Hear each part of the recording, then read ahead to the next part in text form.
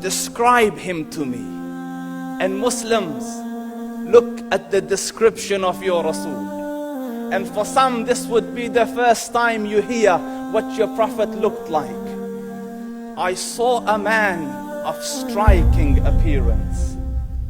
ظاهر الوضاء أبلج الوجه, radiant face, حسن الخلق, beautifully created. لم تعبه الثجلة, his belly wasn't protruding. ولم تزر به السعلة, nor was his head disproportionate and small. وسيم قسيم, proportionate and delicate, finely made, a specimen of a creation. في عينيه دعج, in his eyes there was a contrast.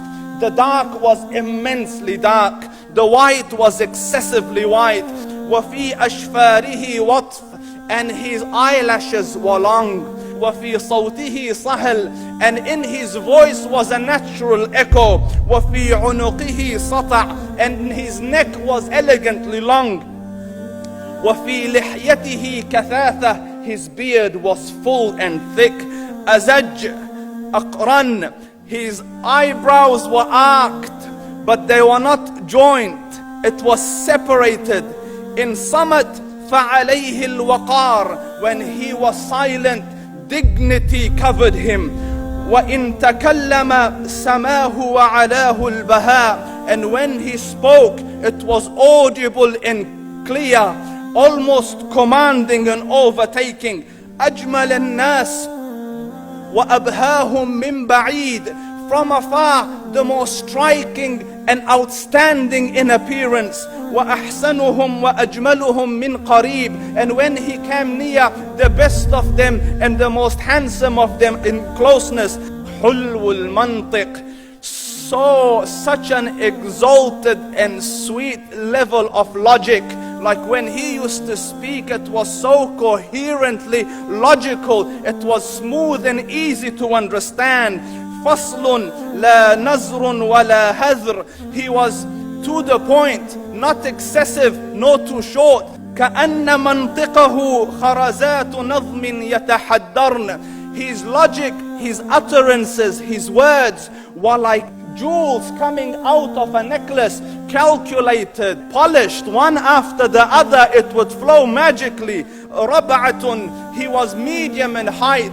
Your eye didn't have to strain to look up at him, nor was it tedious to look down at him. He was a comfortable sight to look at. له رفقاء يحفون به, he had friends, the people that were with him, they were working around him to try to serve and protect him. إن قال سمعوا لقوله, when he used to say something, they used to hearken to what he used to say. وإن أمر تبادروا إلى أمره, when he commanded, they used to compete to fulfill the command. This is Muhammad Rasulullah. This is Muhammad Rasulullah. Anas ibn Malik says, he says, I came out one night, it was the full moon night.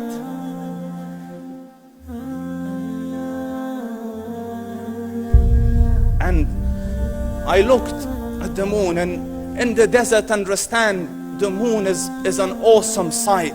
It is smooth, it is radiant, it is clear, it is gentle compared to the scorching sun at which they are used to. So the moon was the epitome of beauty. So he says, I came out at a full moon night and I looked at the moon and I saw it, beautiful, handsome. So I said, let me go see if the moon is more handsome or my Prophet is more handsome. Let me see if that is more beautiful or the Prophet is more beautiful. So I went and I saw him standing afar.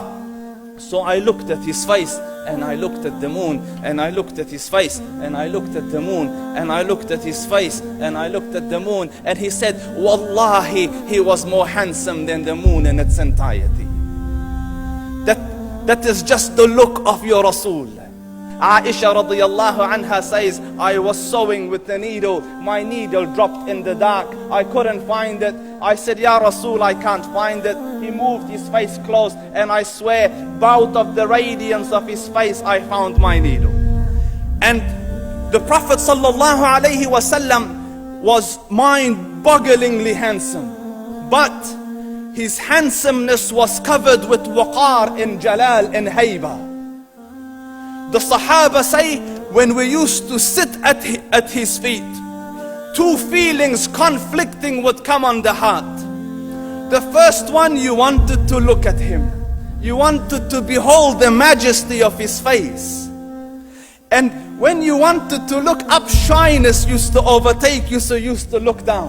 Amr ibn al-As says, I sat with him many times, but if you ask me to describe his face, I can't describe it. I wouldn't be able to look up to him ijlalan wa ta'zeeman. I couldn't look up at him. And that is why he didn't have the problems that Yusuf alayhi salam had. Because it was difficult to penetrate the awe and the splendor of the Rasul.